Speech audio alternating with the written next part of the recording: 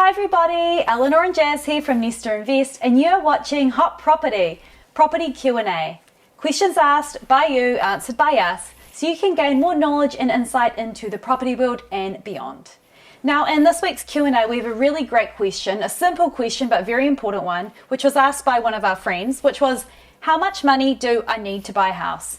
And I just thought, wow, that is a really great question, especially for a first home buyer, because sometimes it can be a bit confusing to know what exact amount you might need.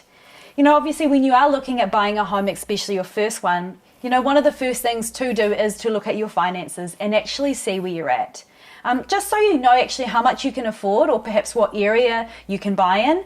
And that way you can work out more of a budget. And obviously as well, it helps you figure out if you're in a position to buy straight away or perhaps where you need to go with your savings. Yeah, and I guess you need a goal, set a target, a goal of your savings. So you definitely need to know where you're heading. So in that saying, we're going to tell you how much money you need to buy a house. So first things first, let's talk about that deposit. So that's the big one, the deposit, which is what you're going to need to get in there.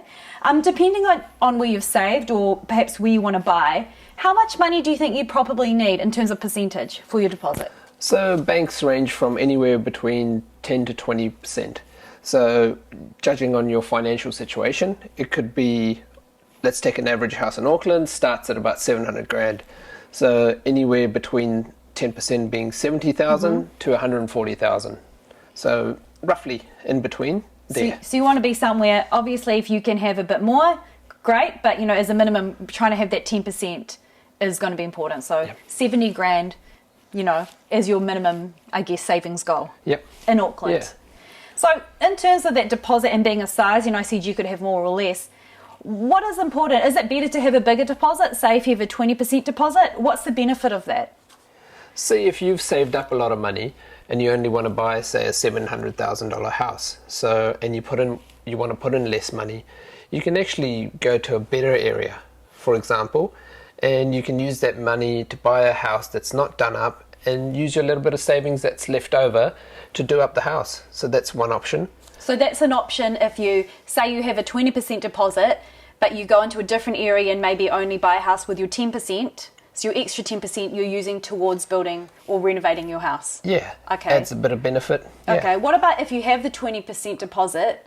What can you do? Is it great just to put all that towards your mortgage? Yeah, I'd say put all that towards your mortgage as well. So that's one option because you probably get around 0.5% to 1% in the bank in terms of interest. So you're better off paying your mortgage, putting that towards your mortgage.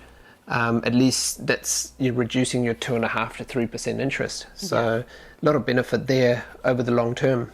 Okay, and what if you only have 10% deposit, but that's all you needed? Is there any disadvantage to only having that 10%? Or what do you think? Generally, no. If you can afford to pay a higher amount of mortgage, that's no issues.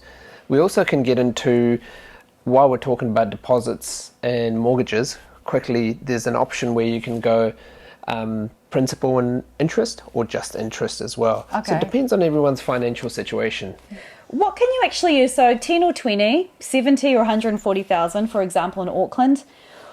You might have a bit saved up, but what else can you use at your deposit? So you've got savings, but what are your other options in terms of getting a deposit? So one would be KiwiSaver. I think most of the people here in New Zealand have a KiwiSaver something saved there. Yeah. There's Home Start grants, so if you're within a certain criteria, you can get those. And also, someone said to me some wise words, getting a hand up from your parents. So if your parents have got equity in their house or can assist in guaranteeing, I'll take that. Yeah. So a few options to think about, I think. Yeah, definitely. Where there's a will, there's a way. Definitely there. And if you know what the figure that you need, then that's going to help you find the extra money that you need, I think. So let's talk about a few little extra hidden fees in there when you're buying a house. So I'm thinking, you know, those extra fees such as, say, a solicitor. So solicitors generally range from about $750 to $1,200. Just depends on who you go to. We've got building inspections, which are about $500 to $750, and we've got valuations from $750 to $1,200. Okay. So do allow for those little costs because they can add up. They can add up. So, you know, that could be extra, maybe $2,000 or $3,000 or $4,000 on top of that deposit to have up your sleeve. Yep. So, all in short, I think if we look at numbers, you know, it can seem a bit scary, but if you can work this out and figure out how much you exactly need to buy a house, whether you're in Auckland or outside of Auckland, you know, look at that 10 to 20% plus maybe extra $5,000 on top. That will actually give you a really clear idea exactly how much you need to save, you know, so you can actually start on that goal and it doesn't just become a someday I'm going to buy a house. You can say, I'm going to buy a house in a year's time or 2 years' time when I know I have the deposit. I think as well, you know, working with a mortgage broker is quite useful. Definitely. Yeah, so they can actually help you get maybe the best rates out there. Yep. Yeah. Yep. And they can go to various banks. You're not stuck, I guess, when I say stuck, you're not just going to one bank. So you're getting the best deal out there. Yeah, and they'll have your interest in theirs too. So that's an option too, once you know you've got that money saved up. So that was your Q&A from us. How much money do you need to buy a house? I hope that was helpful, and hopefully you feel a bit more inspired if you are looking at buying. If you do have any questions around this or any other topics in property, do let us know. We'd love to hear from you. We're available on all those platforms, social media, Facebook, Instagram, LinkedIn, and of course our website, nestainvest.com. We will see you next time. Bye. Bye.